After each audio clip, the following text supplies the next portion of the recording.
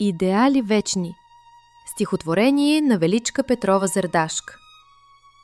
Поглеждам хората, не зная на кого душата му каква е, но има мъничка надежда да откриеш у всеки нещо, което да пулсира и блести с рицарски добри черти. Когато в нужда безпощадна, съкрушена съм или в беда попадна, зная някъде в света огромен ще застане някой благороден рицар и ще ми подаде ръка. В беда да не съм сама. Ако пък от думи неранена, заплача с болка и сломена, потърся в някого закрила, душа с обич би ме приютила, защото този свят е тъй устроен след болката да дойде миг спокоен.